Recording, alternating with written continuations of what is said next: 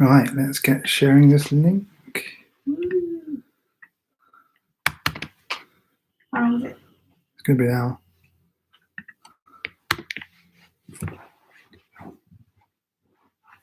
It's alright if I'm moving in the background. It's live now, so.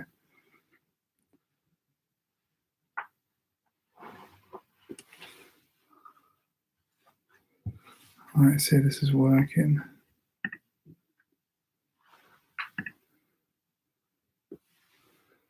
Is that working? Are we live? Yeah, it's working. Awesome. All right. Cool, that's that done. Right, I think looks like we're live, so just gotta wait for a few more people to pop on, and then we'll get started teaching. If anyone has an account, they can comment down in the comment section. I should be able to see it on the live chat. Hopefully, fingers crossed. See what people are saying. It's looking like it's all working. Cool. People should start.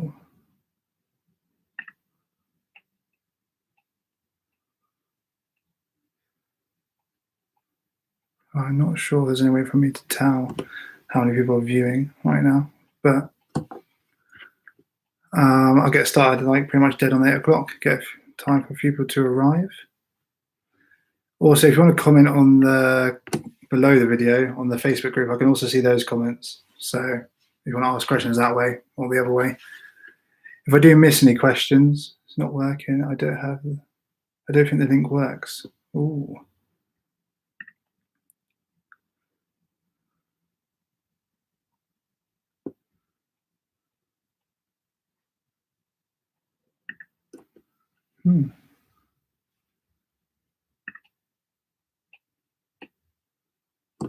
Yeah, this doesn't work.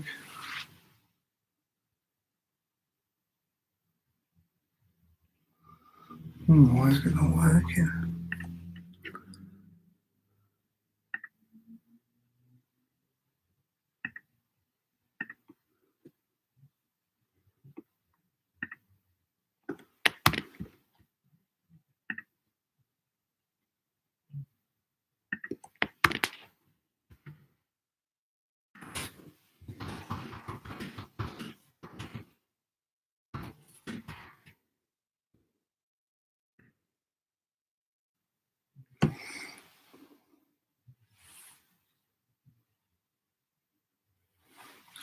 See how that one's doing.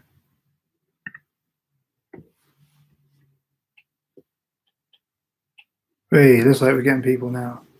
Sweet, this one works. Cool. Nice. Looks like it's working now. I'm just checking on my phone. Good evening. How you doing? Yep, it's working. Perfect. Right, we'll start just a little bit later than 8. Just give people some chance to click on the new link. I'm going to delete the other one so no one gets confused.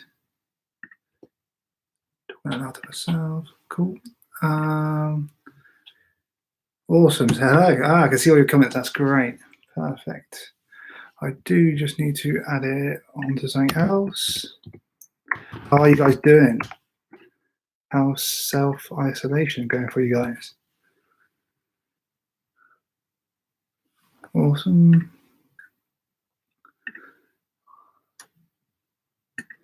Edit profile. That should be done now then. Cool. All right, let's start this thing. Hey guys, how you doing? Hey Finley. Hey Gwilym. Charlie, how you doing? Cool. Valentin.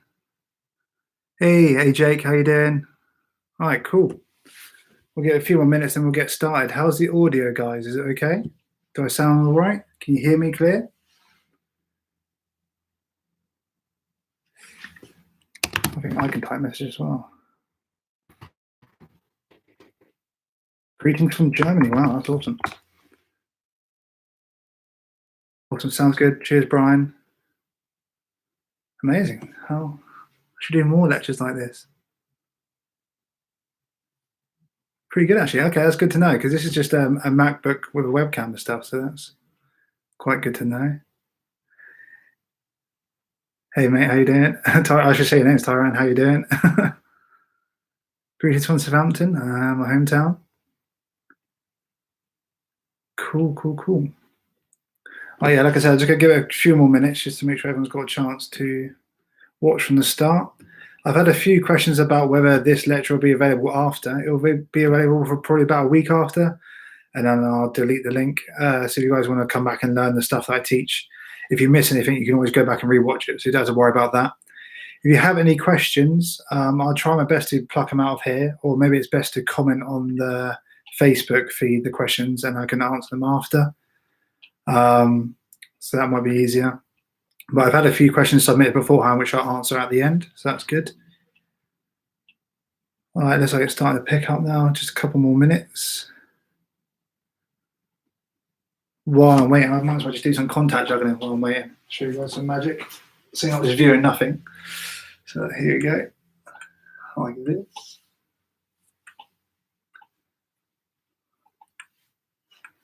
And shoot. Like that. So I'll be teaching some of that stuff later on, some contact juggling. What I'll do, I'll run through my set list so you know what's coming in while people are tuning in. So I'm going to teach a vanishing lighter effect, a ring muscle pass, a pen muscle pass, a great vanish called a gypsy vanish, which is a really fun routine. The color changing Sharpie, which is probably one of my favorite things I've created. It's super fun. What else? We have a coin flight effect, contact juggling and the floating wine glass. And then we've got some Q&A bits and maybe some more bits and pieces of a ring. Do we need our own balls? Well, I'll talk through the basics on stuff, but you can probably practice with just a large orange or something. That's what I started with. Oh no, Studio 52 just went live. Oh dear, no. Top competition, Penal. Oh god, his stuff's been really good live, to be fair. It's really good interviews and stuff. So I highly recommend checking him out, but after this, maybe. Anyway, right, I think it's time that will you be saving this lecture? Yeah, it'll be available to watch afterwards for about a week, so no problem there. And let's get started on lecturing. So the first thing I want to show you was this. So this is like a nice opener for when you approach a table. It lets you know that you don't take yourself too seriously and you're just there for a bit of fun. So you need a lighter. I think it's here. Yeah, there you go. So use a lighter and watch.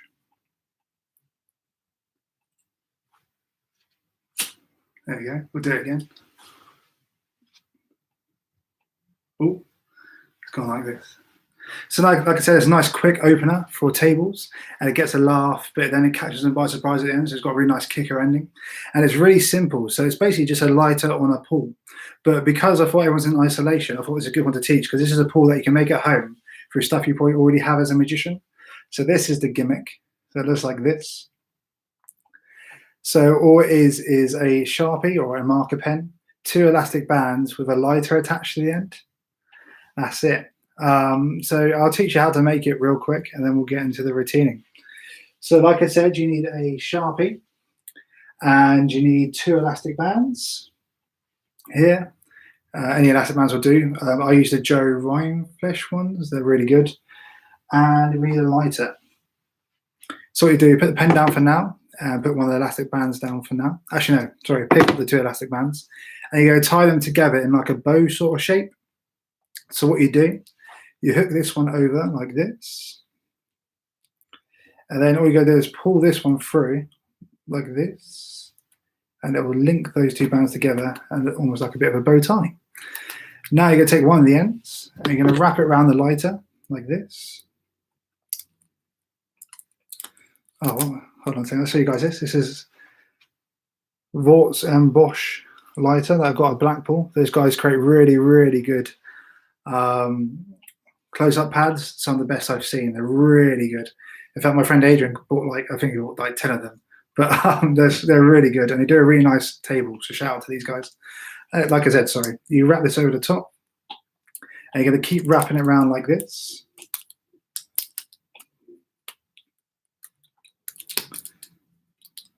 until it's really nice and tight and secure, and then you make sure the knot's at the back here.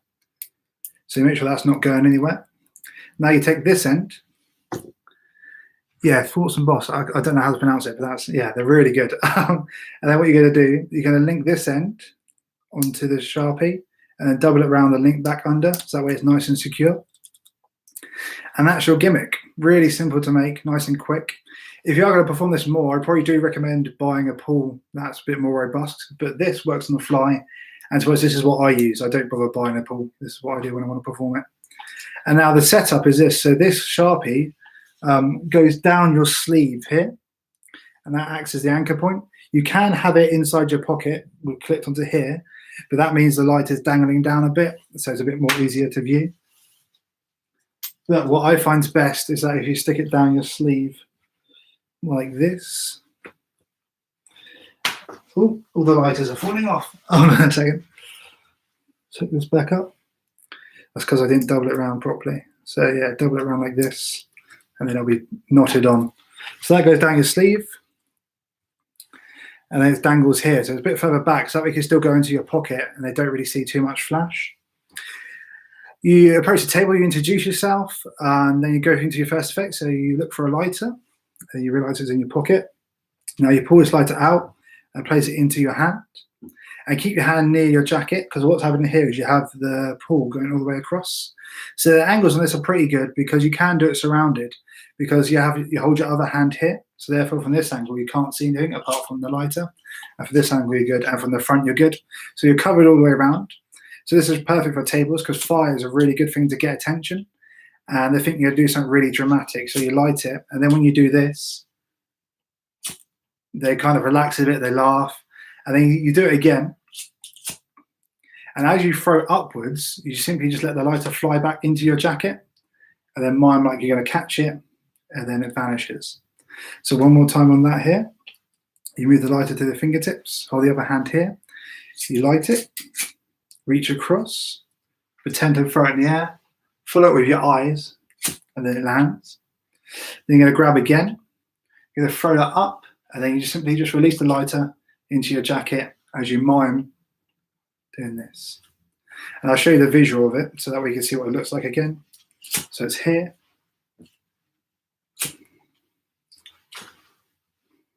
So it's quite a fast movement, but it just shoots back in.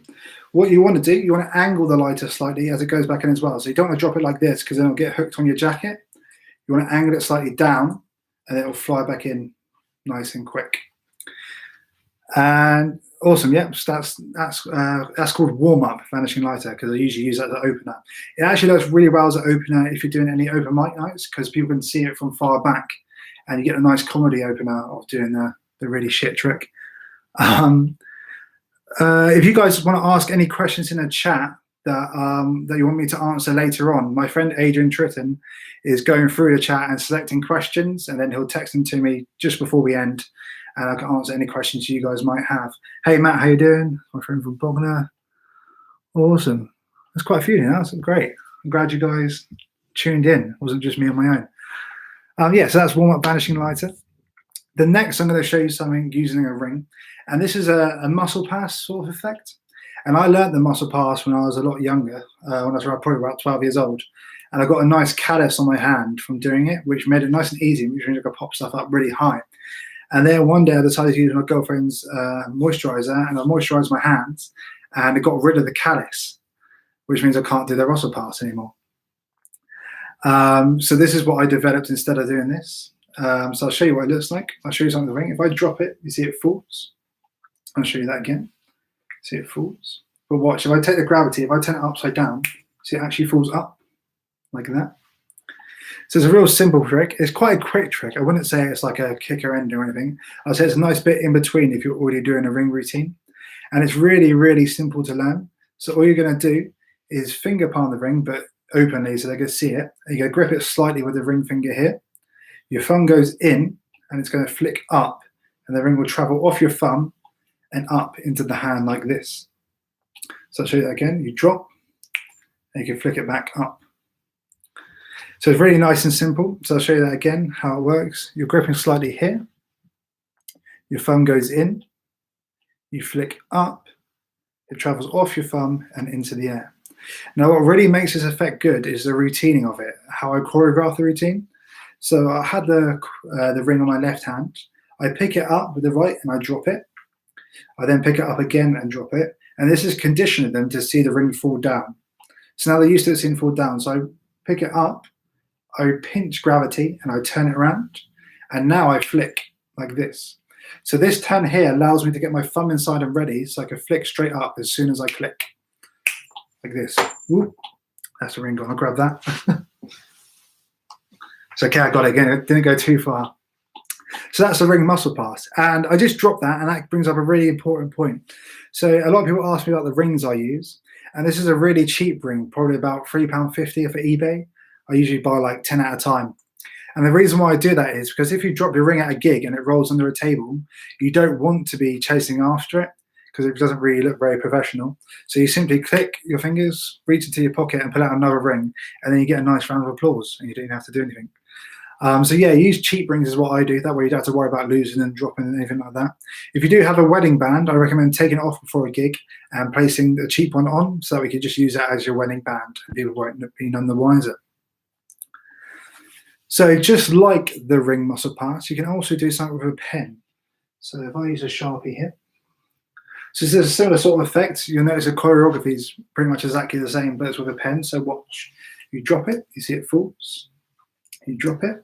If I take gravity, I turn it upside down to see the pen flies up. So I'll show you that again. You drop, turn it over, and flick up like that. It looks like the pen flies up. And this movement here, where it flies up, you go down first. It actually comes from mime. So with mime and hat juggling, you throw it so it looks like the hat goes up, and that's where the movement comes from. Would it help to still do it the other way so your thumb is upstage? Yeah, that could work. Yeah, so good idea. Yeah, so a lot of these routines, you can put your own spin on them, your own techniques is what I really encourage. That's what I do in my routines. Make every single one unique to myself, and that way you're performing your own magic pretty much. So that is the Sharpie muscle pass, or the sharp fly, I think I called it. Yeah, the sharp fly. So there you go. Now I wanted to teach something else with the ring, and I thought I'd teach this. So this is a really fun effect, and it takes me back to my days when I used to busk. So when I was at university, and before university when I was at college, I used to busk on the weekends in order to have an income. So rather than getting a normal job, I'd go out busking instead. It was really fun, and it's a really free thing to do. So go out and try it. I really recommend it. I wouldn't recommend trying going to Covent Garden first. Just try doing it in your hometown and just focus on getting small crowds and just having a fun time. But when I was performing one day in summer, there was a group of gypsy kids, because the fun fair was in town, and they were watching every single one of my shows. Okay, I'll go back to Sharpie in just a second, don't worry. Yeah, so I was busking, I was watching every single one of my shows, these little gypsy kids. They're probably about 10, maybe years old. And they'll watch every single one of my shows, and they'll talk to me. They'll come up and ask how the tricks are done. I wouldn't really tell them, but they'll ask them like stuff, how do you steal a watch and stuff. But they're really fun kids, really nice kids. And a funny story, they actually, if a crowd would walk away and they wouldn't pay me, they'd actually shout at the crowd. So I had to explain to them that's totally okay, not to tip me. But one of them showed me this, and it actually fooled me when I first saw it. So it's called the Gypsy Vanish. I'll show you. Watch. So I'm going to make the ring vanish. If you watch very closely, ready, watch. 1, 2, 3. Ta-da! Not that impressed? No, it's actually ooh. Huh, there you go, like this. So it's a nice quick trick, and it's, again, I think this is a really good opener because again lets the audience relax and it gives them a bit of comedy right from the start. So what you're doing there is you're placing the ring on your thumb like this, and then you close both hands into a fist. Now you move your hands around as if you're going to make it do some mysterious move to make it vanish, and then you move your right hand towards your armpit, and as you do, your thumb goes into your fist and your fingers pull the ring off like this, and then you mime placing it under the armpit like that. So full speed looks like this, but in slow motion, as soon as it's covered, it goes in and mimes pulling it off. Now they'll get like a sigh that was a rubbish trick, and then you look under your armpit, and as you look under, you lift your arms up, your thumb goes in and puts the thumb back on, and you check the other armpit, and then you check back, and the ring is jumped back. So it's a real nice opener. Now, what I'll show you, I've just been teaching the ring trick, Harry, the one from yesterday. So a lot of people ask about the Sharpie, so a few questions about this. So how do you flick it upwards, and where is the balance point on it? So you're flicking it upwards with your thumb, so your thumb goes underneath, and you create pressure against your middle finger. You push against your middle finger, then you get flick up like that. So the Sharpie rests here. You want to do it just on the S, so it's just slightly off the center because it's weighted this way, and it'll fly up vertically. So just here, it goes up like that. Hopefully that explains it a little bit more. And yeah, I use this one quite a lot. It's a real nice one that you can just do when people finish sliding. So if you take the pen back, you can click and then just place the pen back in your pocket. And it looks like a moment of magic, but you don't pay any attention to it. So it's almost like a bit of a throwaway. But it makes you look like you do magic anytime, anywhere, which is a cool thing to have. Any questions on anything? The balance point, yeah, the balance point is halfway on the Sharpie. What would you say? Yeah, cool, awesome.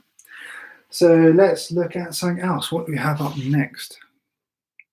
Okay, I'll show you this. This is a really fun move. And this was originally created by, hey James, how you doing? This is a really fun move. And it was originally created by a French magician called Antoine Thomas. And he's a fantastic ring magician. He's got a ring project called Ring Theory, which was released by Theory 11, or it might have been Penguin Magic, one of the two. But it's called Ring Theory Antoine Thomas. It's really, really good. What you do, I'll show you what it looks like first. So it's at the end of your ring routine. And it's a nice way to finish it off and cap it off. So I'm going to place the ring out of the fingertips. And we actually go back in time, maybe 5 minutes, to when the ring was on the finger, like that. So that's what it looks like. It's a real quick visual piece of magic. And it's really nice because it looks like the ring slowly melts back onto the finger in a way. So what you're doing is you're holding the ring at your fingertips here. You place your thumb on top, and it's almost in French drop position, as you can see. But it's slightly above the ring and middle finger. Now what we want to do is practice this ring on move. So you're going to push the ring forward with your thumb, and it's going to go over, and you're going to put it down onto the finger, like that. So you want to practice doing that. And the great thing about ring magic is you always have it on you. So you can pretty much practice it anywhere you are. So if you see me out and about, I'm usually playing with a ring. But again, a ring, not my ring. So you push it forward like this. You pull down.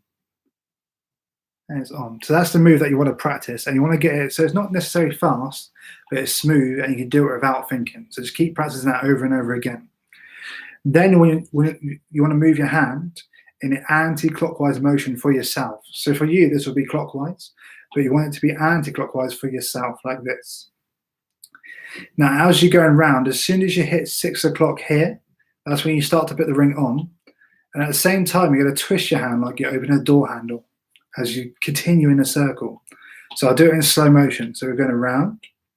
You do this maybe 3 times, and then you start to put the ring on. So put the ring on now. As you go round, your hand turns, and you go back into this position and keep doing the circle. And this will create the illusion that the ring has vanished and appears back on the finger, almost like you've gone back in time. So I'll show you that one more time, full speed. So it looks like this. And then slow motion. You're going around like this. You go down, around and on. And then keep it in this motion for a few more circles. And then slow down and let them notice the ring has vanished. It's really important that you go back to this position because that frames a trick. You don't want to do this. You don't want to go around and then do this because it's very clear where the ring has gone immediately. It will look pretty cool, but it won't give the right sort of effect. So you really want to keep the hand in that same position after you put it on. And then it'll look like the ring fades away and goes back on the finger. What's really nice is if the audience is in front of you, say you perform to one spectator, or even the group, the spectators here, it will look like the ring vanishes. And then because of Ramsey's subtlety, you can then show it's appeared back on the finger. For people around you, let's see it from this side, it will look like the ring's at your fingertips. And then it looks like it suddenly appears just on its own on the finger. So it's just as good effect. And that's called back in time. Now, Anton Thomas, he used to keep his hand, it was pretty much the same as this, but he would keep his hand like this the whole time. and it looked a little awkward. So I feel that turning the hand really gives that extra bit of motion that you need to frame the trick, so it really looks like the ring suddenly disappears. And most people don't even notice that your hand turns around already because it's going in a circular motion. So this blur is what really helps you out. Get the ring back on. You can start with the palm down and finish with the palm. Finish with the palm down also. I do it. Yeah, so yeah, you can start with the palm here and go this way if you want to. I'm not used to practicing that way, but yeah, if you want to do it that way, you can. But I recommend doing a turn halfway through because it's this turn that really helps make the move invisible. So you'll see the turn really helps sell the illusion of it vanishing. Yeah, so you didn't notice it the first time until you explain it. Yeah, you just don't notice. Just one of the flaws in the human brain. Cool. So that's called Back in Time by Anton Thomas, and I really, really do recommend checking that out. I should also mention that the ring muscle pass, there's also a really good muscle pass that's not a muscle pass by Gregory Wilson, which he teaches on some of his lectures, I think. It's really, really good, and it saves you having to burn your muscles. I know some people can do the muscle pass. Tyran's really good at doing the muscle pass. If you've seen him, I recommend checking out his stuff as well. Yay for human brain flaws. Yeah. It's I actually find this arc motion really does help a lot. So I won't be teaching it, but in my routine Impromptu Assassin, which you could buy from Vanishing Ink in my Murphy's Magic lecture, it really does help. So you go from here, and this arc motion really helps make it look like the ring suddenly pops away. And it's also using another routine that I teach, which is called Stuck. So this arch motion, the ring stuck on my finger, and as I arch up, the ring moves. So this curl really, really helps with certain sleight of hand, even if you're just doing a coin vanish, let's say. So let's say you're doing the ring flight where you've got to make this coin jump from here and it reappears over here. Rather than just dropping it on the floor, rather than just dropping it into palm here, if you go in a circular motion like this and then tilt your hand, it looks like it vanishes a little bit better, although you can hear it hit my ring. But like this, it looks like it suddenly vanishes. Cool. Let's see what else we got.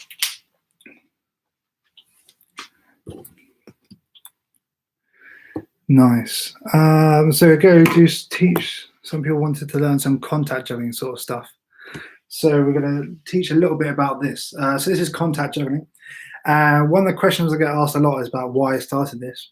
And the reason I started learning contact juggling is because when I was younger, I used to watch a film called Labyrinth with David Bowie in, and he would use the crystal ball to demonstrate his magic powers.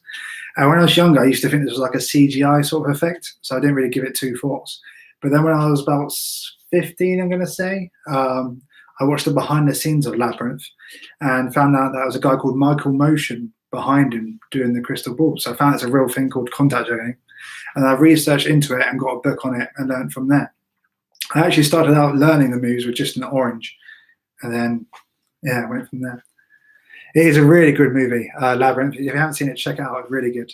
And actually, the reason why they chose for the Goblin King, which is the evil sort of character in the film, to use contact juggling is because they said it's a really good way to communicate having magical powers without having to say anything. So immediately, if someone's doing this, you know there's some sort of wizard or magician. It works really, really well when you're working at gigs. It's a great attention getter. So when I work walk around, I'll walk into the room doing this straight away. And then what will happen, someone will see it, make eye contact, and then I can approach them. So it's almost more like fishing rather than trying to approach people and have to interrupt them. They come to you instead, which creates a completely different dynamic. So if you do want to learn contact juggling, a great way to get into it is to buy a big grapefruit or a big orange. It doesn't have to be this size, maybe a bit smaller. And you can actually learn the basic moves from there. That's what I started with. And then I invested in a practice ball and an acrylic ball. So the first move you want to learn, if you want to learn isolations, is this. So you're going to give the ball, you're going to grip the ball like this. And then you're going to move your hand forward and back like this. And the idea of this is to keep the ball still and move your hand around the ball. So try to keep the ball still. And what you could do this by line it up with something in the background. So if I line it up with my sofa here, I can move it backwards and forwards like that. So that's the basic. And then you want to move to the side as well, and then back So now you can start smoothing that out. And it looks like the ball's staying still, but really you move your hand around the ball like this. So that's called the claw, and that's the basic move to learn. It's really worth not investing in an acrylic ball straight away, because if you drop this and you get a scratch on it, it's going to ruin the illusion. So pick yourself up a grapefruit or a practice ball, they're called. That way you don't have to worry about breaking anything. You can start practicing straight away. Now the next move you want to learn is another super simple one. You could hold it like this, and then you're going to switch it. So it's with the left thumb and right fingertips, and then you're going to pull, you're going to switch back, and you're going to push. So you're pulling and then pushing, pulling and then pushing, like this. And then you start to smoothen that out again. And it looks like the ball will start to float. It's like Steve Britter just said, he's going to dig out his acrylic ball. Awesome, that's good. Yeah, get practicing. If you are going to practice above your bed if you've got an acrylic ball. That way if you drop it, you're not going to break anything. And if you're going to store your crystal ball somewhere, don't store it where someone can have direct sunlight onto it, because it will act as a magnifying glass and burn anything the other side. I found out because I burnt my cat, R.I.P. Mr. Fluffles. So yeah, be really careful with that. But yeah, sorry, this is called the Enigma move, like this. And I'll show you that in slow motion again. So you have your thumb on top, fingers on the bottom. You pull, and then you push. You pull, and you push. Pull, push. And keep going like that. And then the final one you want to learn is, I forget what it's called. I think it's called the charge effect. It looks like this. So you can float the ball for a second. You shake, and the ball floats in midair for just a second. And this really is probably the cherry on top of contact drilling for lay people. So all you're doing is gripping it in claw-like positions from either side. And then you're going to let go of all your fingers apart from your ring finger on your right hand and your left thumb, like this. So you're gripping it between here and here. Then you go forward, and then you arch your fingers around. It looks like the ball's floating for a second, and then you close. So you open up and you close. And then you want to do little circles with your fingers. So you go like this. And it looks like it floats for just a second. So when I perform it, I come up, I shake, and I float it, and then catch it. And you want to do it for about 3 seconds, and this really looks like the ball is floating. So that's a little basics from contact drilling. And we'll come back to something similar to this later on in the lecture, because I realise not everyone has an acrylic ball, and Amazon's being really shit at delivery, so you can't even order one at the moment. So I'll teach you something that hopefully everyone has at home right now that you can practice with. So I'm going to move on to something else. So this is a really nice impromptu effect that you can do. So let's see. Do I have a coin? Should have been more prepared, Myles. Okay, yeah, I've got a coin. So this is a really nice effect. So you borrow a coin from the spectator, and you're going to ask them to sign it. So you give them a Sharpie, and you're going to write their initials on it. So let's choose, we'll do Brian Connor. So we'll do BC on here. It's already got an X on it, but we'll do BC for Brian Connor, like that. You're going to let that dry, and then you take the coin back from them. Put that away. And then you can actually make the coin vanish. If I take the coin here, if I squeeze, the coin melts down really small and then completely vanishes like that. Now, it doesn't go far. If I reach into my back pocket, I'm not sure you can see, but in my back pocket there's a pen, and on the end of the pen is the coin. So that's a really super simple effect. Oh, software update, don't want to do that. Like that, cool. Now, all you do is go turn this over, like this. Sorry, I'll teach you how to do it. So you get them to sign the coin, and then you take the coin back in your right hand and have the pen in your left hand. You have the signature face up, you blow it to dry it, and then you go put the pen in your mouth with the clip facing outwards. And then, sorry, I'll keep this here. Then you do a false transfer, and then you take the pen out of the mouth. But as you take the pen out of the mouth, you're actually going to load the coin onto the Sharpie. So let's pretend it's in my mouth, And this will do it without cover. So this will be in finger palm, but without cover. You slide it down the Sharpie, it goes underneath the lid, and then it's locked on here like that. You do that as you take it out of your mouth. So the loading looks like this.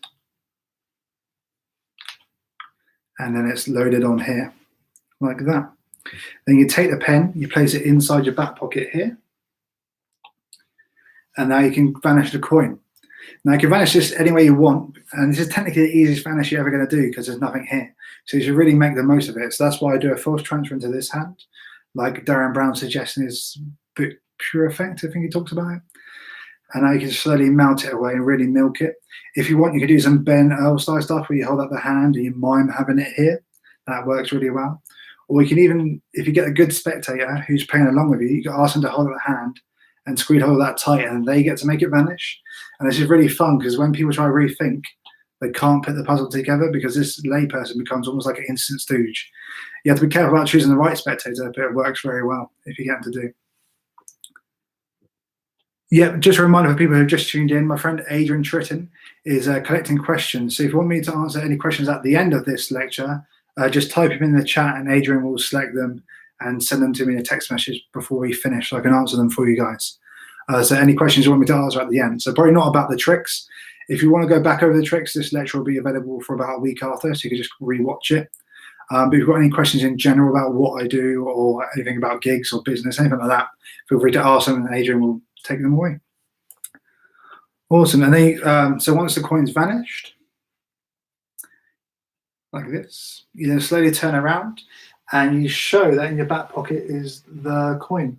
You can't see anything here, but you can take my word for it that the coin's attached to the Sharpie. And now what's really nice about this, because you held the signature face up in the palm, they can see a coin, so you get a reaction now because they see the coins appeared there, but there's no confirmation that this is their coin yet. So you can hand it to them and let them take it out, and then they turn over, and then you get a second reaction from this. So it's almost like when you do a triumph, you do the first bit face down, and then when you turn it over, you get a second reaction. So we get two really strong reactions from this. Now you've got different places you can actually load the pen once the coin's on it. So once the coin's loaded from your mouth, you can place it on the table if you like. So if this was the table, you can place it down, then bring the spectator's attention away from the table, and then you can vanish the coin, and then draw them back to the table, and the rings appeared there. Oh, sorry, the coins appeared there, and that's almost like a card on the box style effect. So they think you've done some sort of misdirection there and some sort of skill. Or if you want, you could give it a slight wipe and hand it to them. Probably not during these times. You don't want to put it in your mouth and hand it to a spectator. Probably not great for the coronavirus spreading. But so once this is all blown over, maybe do that. Or maybe just don't do that for future preference. But you can do it. You can have it into their hand, and they'll actually hold on to it without realizing it's there. So they hold on to it, and then you draw their attention away, you throw it up in the air, and it appears back on the pen they're holding on to, which is quite cool. And that is called coin flight. Now, the reason why I created this because I don't like doing ring flight effects. So effects where you borrow a ring and then make it vanish and appear somewhere else. They're really, really strong, and I don't mind other people doing them. But for myself as a personal choice, I don't do it because I feel it's too valuable to someone. A ring's a really personal item. So even if it's maybe only worth 50 quid, the ring, it may be really sentimental. You don't know who gave the ring or what memories have attached to it. And the reason why I really found this out is because I was at an event, not as a magician, so I was just there as a guest, and I was with my mum, and the magician borrowed her ring. He made it vanish, but my mum didn't care about the trick at all. She was just worried about where her ring's on the whole time. And then rather than being astonished that it has appeared on the keychain, she was just relieved that she finally got it back. So from that spectator viewpoint, I just don't think it's worthwhile. There's a good argument to say that you're using something special, so it makes the trick more special. But I think it's cooler to take something that's not special, like a coin, and turn it into something special by performing a magic trick with it, and then they hand it back. And they sometimes keep their signed coins and cards and stuff for ages. People keep them in their wallets. I've met people years down the line, and they take it out and show me that they still got it. Contact jogging tip: if you're sitting down practicing, use a soft pillow on your lap to save you dropping the ball and damaging it. Yep, and the soft pillow on your lap also prevents you from damaging yourself, which I have experienced, and that's very painful, and I don't recommend it. Also, if you're practicing, make sure you're away from your feet, because if you're dropping a toe, that also really, really hurts. So careful with that. So that was coin flight. And now we're coming along towards the end of the lecture. So this will be the final thing that I'm teaching you guys. And it's a really great impromptu effect that's very similar to contact juggling, but it means that everyone can access contact juggling and you can perform it anytime, anywhere without having to carry a big ball around. So usually when I'm at a gig, I have the ball in my, dare I say, ball bag here. And this hangs down from my belt like this. Which works well for me, but I can understand why a lot of magicians won't want to carry around a massive ball in a bag like this on their waist because you kind of walk with a limp, like Male-Eye Moody from Harry Potter. So rather than having that, I experimented with stuff that looks like contact drum balls, and I stumbled across this. So this is a wine glass. So you'll find one of these at every single wedding venue you're at, every bar, every restaurant. They're really popular in people's houses. You could borrow their wine glass and you can float it out of their hand. So let's pretend this is the spectator's hand. I'll place it on here. Actually, there's nothing in my hands. I can float the wine glass up. Ooh, drops for a second. It goes around the hand. And then finally back up like this. And then you shake and it floats for a second and you can float it back down into the hand. So that's a contact juggling but with a wine glass. Now, some of the history behind this effect is I discovered this by myself, but there's also a fantastic magician called Brendan Rodriguez. I'm sure a lot of you know him. He's really, really good. And he's also experimented with using contact juggling on the wine glass. And there's also another magician I stumbled across called Rune Clan, who's one of my favorite magicians.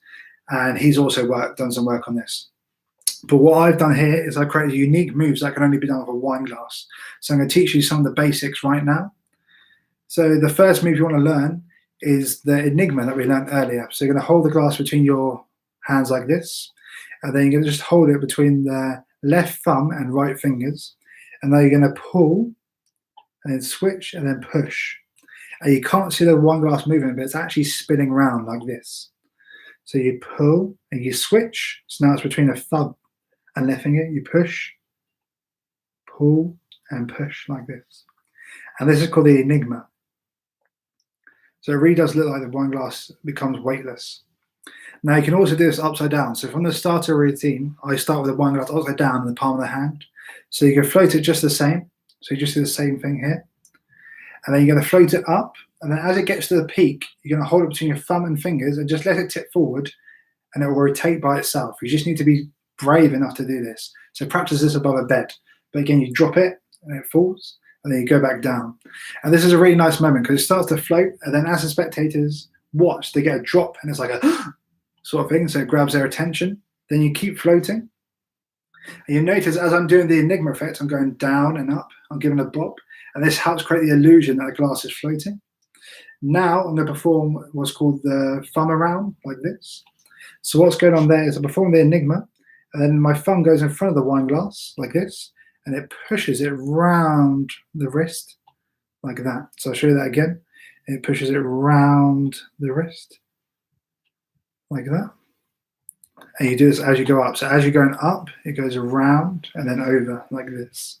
And it looks like the wine glass leaves your hand for just a second as it floats around.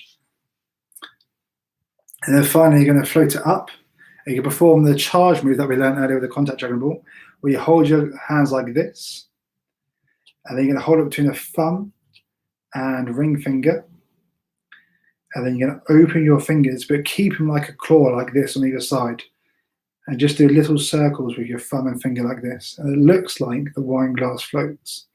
Now, to be honest, if you don't want to learn all the other stuff, or you just want to do a really quick wine glass levitation, I'd learn this move here. You can pip a wine glass, you can focus on it, and then make it float for just a second, and then give it back to someone. So if you're going to learn one contact juggling move, learn that one. But I do recommend learning the whole routine because it adds a little bit of magic to it, a bit more. I can't think of the word. A bit more magic if you do the full routine. So that's called impromptu float, which was named by Adrian Tritton because I came out with a not very good name for it. But that's impromptu float. If you want to learn more about it and more about the effects I've taught you so far, they are available on my At the Table lecture from your favorite Murphy's Magic dealer. It was only about £8, so it's really worth getting along. I teach over like 2 hours worth of material, pretty much everything I know. So that's called impromptu float. I found it is much easier to do with an Enigma with a wine glass than with a ball. Yeah, a lot of the moves are actually easier to do with a wine glass because the wine glass is lighter. And a key thing you could do, if you can, I know they're probably hard to get hold of at the moment, get a picnic wine glass. So this is a glass. So if you drop this, it's going to smash. But if you buy a picnic wine glass, they're made of plastic. So that way, if you drop it, it's not going to break, but you can still practice. So it took me a while to figure that out. I'd probably break about 5 wine glasses before I realized I could just use a plastic one and save all the trouble. So that's called impromptu flow. And now we're on to the final effect that I'm going to teach you. This is one of my favorite effects I've created rather.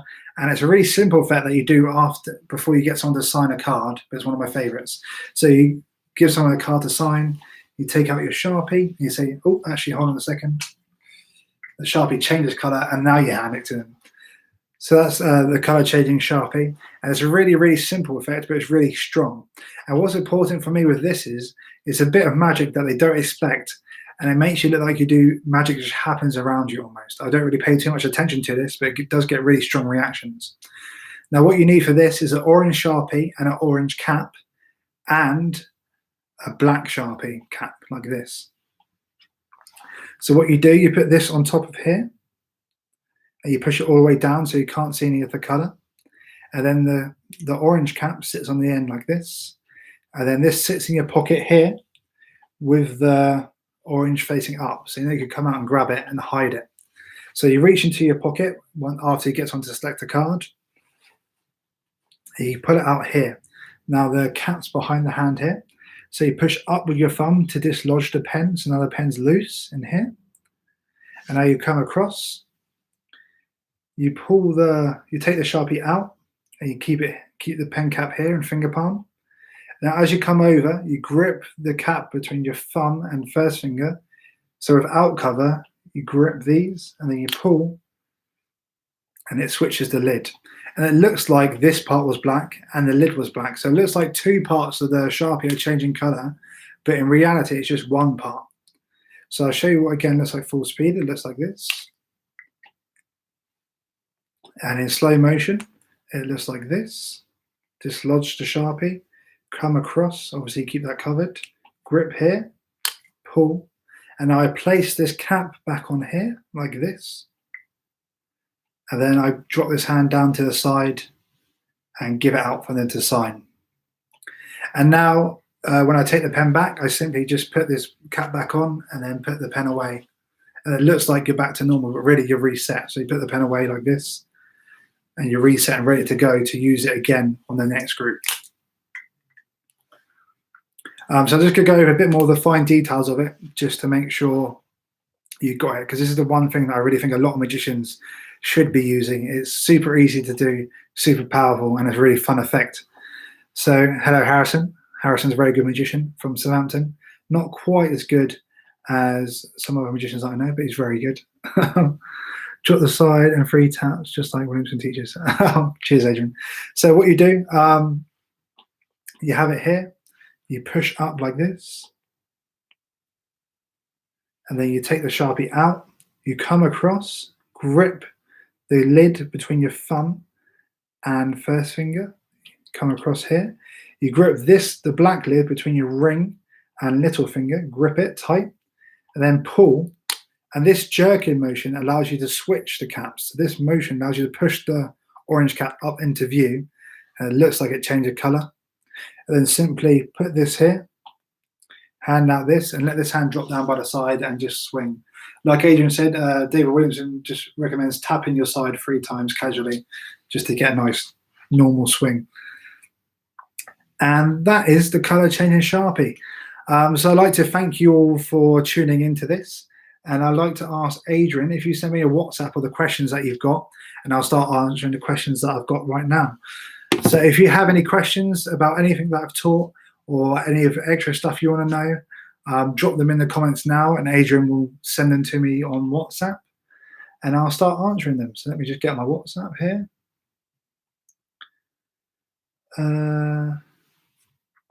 So general questions, will you be saving this lecture? Yes, this lecture will be available for about a week after this, so you can go back and learn.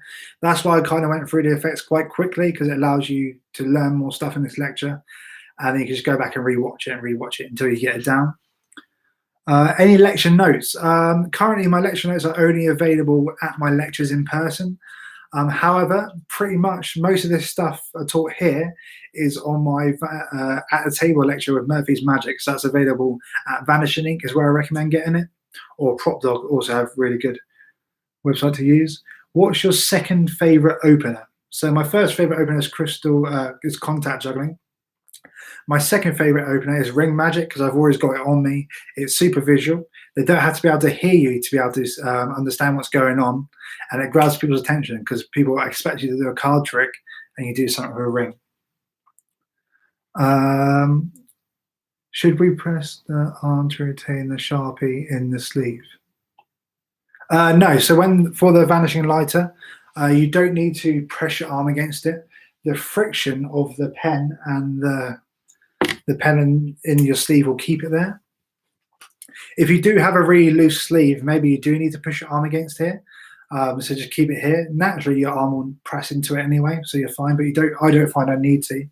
If you're a little bit worried about it coming out, I recommend just clipping it onto your pocket here, and that's a bit more secure if you're a little bit worried about that. Let's have a look. Sharp fly. Would it help to seal the deal to do it the other way so your thumb is upstage? So it's a tad further away. Oh yeah, we mentioned that earlier. Yeah, that could work. Again, yeah, it's experiment. I find it hard to do upstage and downstage because usually I'm working surrounded, so there'll be someone at every angle at some point. Is the balance point halfway? Yeah, so it's halfway along the Sharpie. So for the fly up, it's like this. It's on the S, you put your thumb underneath the S, and that's where you flick, and that'll keep it nice and straight as it flies up. Contact juggling. Any good books or videos on this? I teach a little bit on my at the table lecture, but because it's a type of juggling, it's a really open community. So it's not like magicians where we tend to hide our secrets from each other and then sell them. The contact juggling community is really open. So you just YouTube contact juggling and you'll find loads of great tutorials. You'll learn stuff first where you actually, it doesn't really look too magical. It looks more like juggling. So you'll learn stuff where you go backwards and forwards. Now you may be tempted to skip this part of contact juggling, but it's really important to learn because it gets you used to holding the ball. So therefore, if you drop it, you can catch it really quickly and it helps your reflexes. So don't skip out on learning stuff like this because it does actually help out your contact juggling. Some good questions coming in. Request for one card trick. Request for the shoe trick. I can't show the shoe trick, I'm afraid. It's just a top secret at the moment, probably for the foreseeable future. I only do it at live events, the shoe trick. Do you use an Omni deck? If so, how? I do use an Omni deck. I use it at the end of my card routine. It's nothing particularly special what I do with it, so I probably won't teach it here. It's not mine to teach. Do you know if there's any free card Monty done with only one gimmicked card? I do not know, no.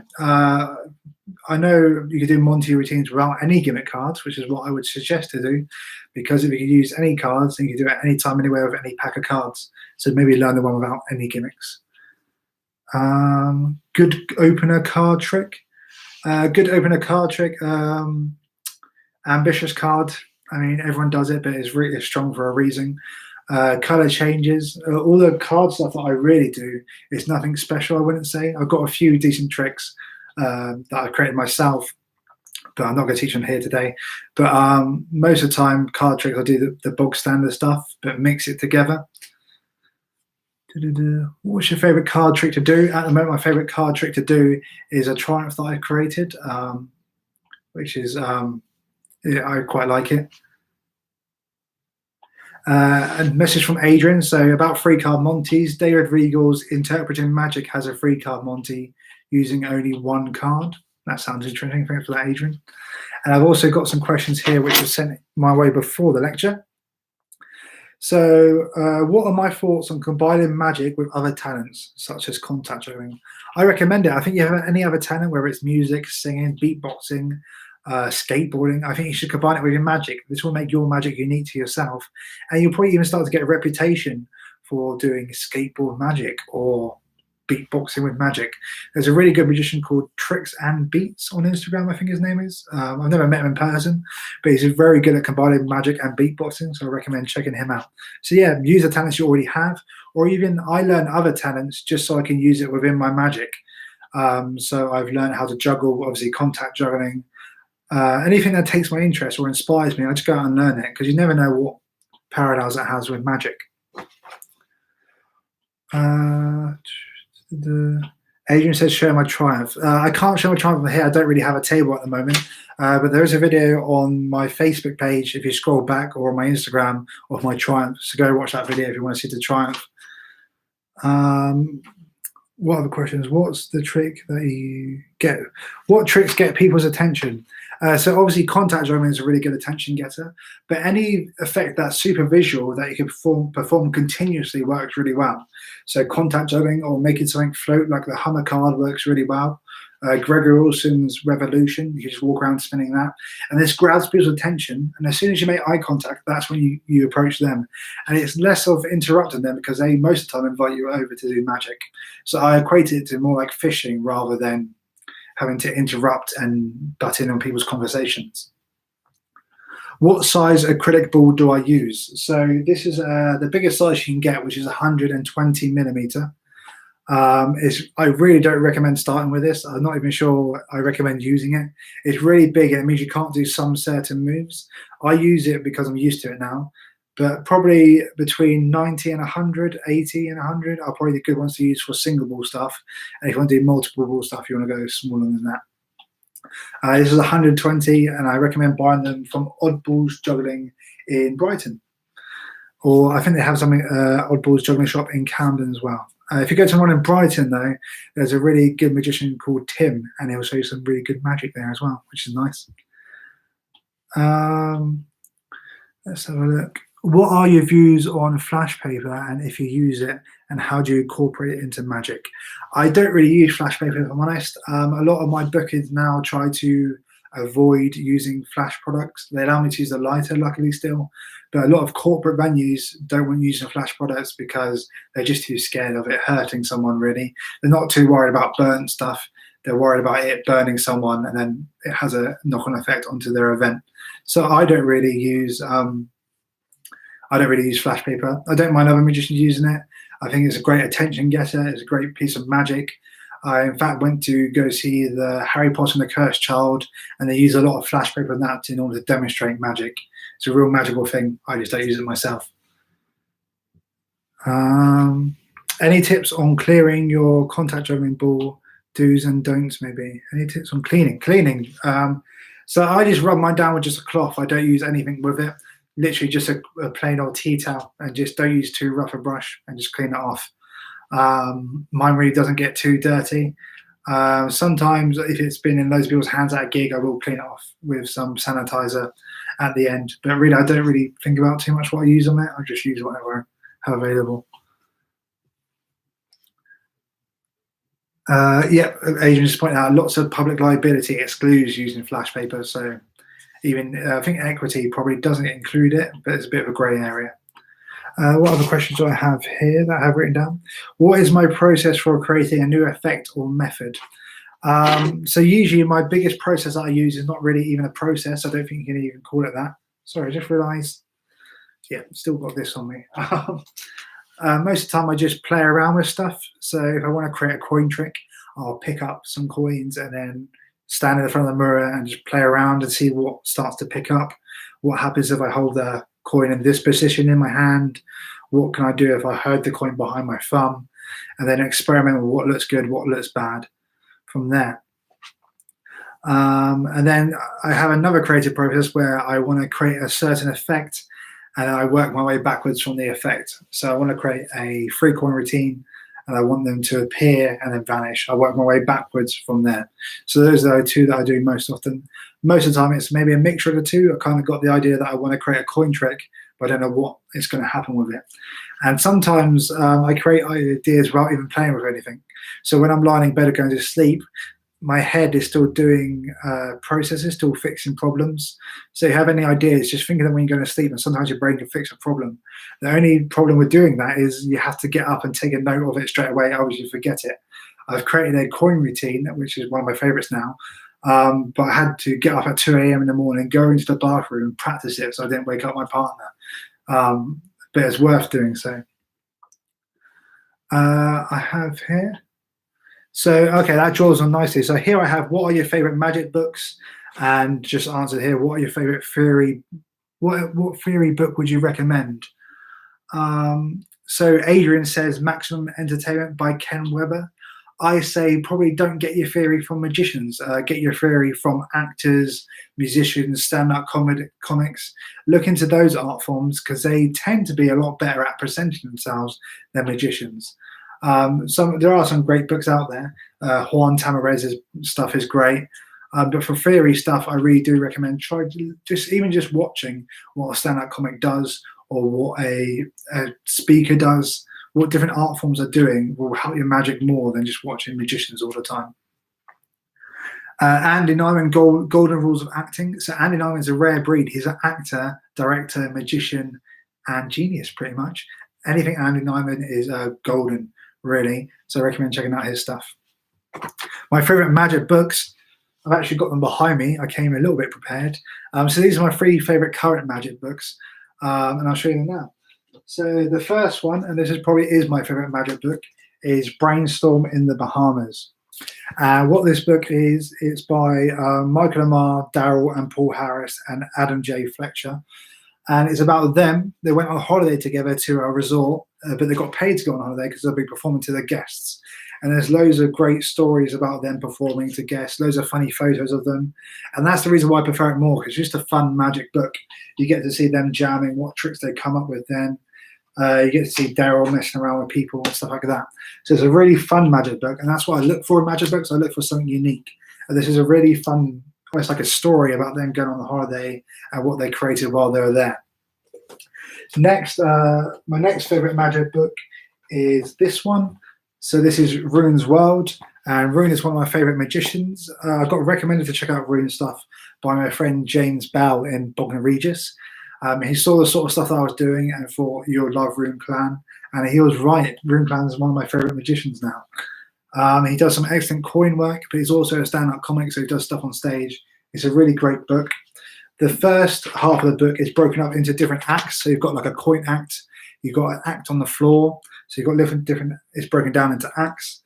And then the second half of the book is all about his stand-up comedy / magic, and it's actually in a graphic novel.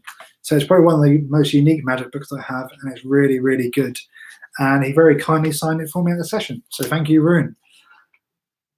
And then my third favorite magic book is Totally Out of Control, or Out of Control, by Chris Kenner. This is a really great book, and again, it's another super fun book. So this book, you read it from one side, and when you get halfway through, you have to flip it around. And there's loads of fun illustrations, puzzles within inside, and some really, really good material in here. So those are my top 3 magic books. What other questions are there? How old am I? Take a guess. Comment in the comment section now how old you think I am. This is a fun game me and Adrian usually play. So just comment below your guesses, and I'll answer it just before the end of the lecture. So how old do you think I am? What are your favorite magic books? What are you working on? So currently I'm working on just improving my magic that I do at gigs. I'm always refining them, adding new ideas. Every gig I do, I tend to come back with feedback about what sort of I need to change in it, or moments that I want to add. And as far as magic wise goes, I'm working on writing a book at the moment. I've always wanted to write a magic book, and I got tired of waiting around, and I thought I'd just do it now. So I've got loads of brand new material in this book, and I'm really, really excited for it, really. It's going to be a while yet until it comes out. I don't know whether I'm going to release it or I'm going to release it with a company, but I'm currently writing a book. Exciting times. Any new releases? So I'm always working on stuff. Most likely the book will probably be the next thing you see from me, maybe some small downloads here and there. If you want to keep up with what I'm doing, just go to www.mylesthornton.com/mailing, and you could join my mailing list, and you'll get sent out free trick ideas, updates of where I'm lecturing, what I'm doing. So that's good. And that is all the questions. So let's take a look at how old you guys thought I am. 24, 24, 31, 43, 35, 39. Thanks, John. 53. Yeah, so I'm 20. I'm 24. I am 24. Yeah, I had to think about that for a second. It was my birthday the other day. But yeah, 24. So most of you hit it dead on right. So that's to you, Adrian. Adrian seems to think I look like 40 just because I had a tough paper when I was younger. So there you go. There's enough 20s in there. No, I think the 20s is about right. I'll take anything in the 20s I'm happy with. So if that's everything, oh, yep, I'm writing a book. Yeah, so just keep an eye out for that in the future. And that's everything. So thank you guys for coming along to my lecture. This will be available for a week now. So come back, learn the stuff, learn the color changing Sharpie. It's the best thing in this lecture, in my opinion. And I'll catch you guys on the other side. Thank you all. Stay safe, stay indoors, and wash your hands. See ya. Bye. Yes, I want to end. Does it work?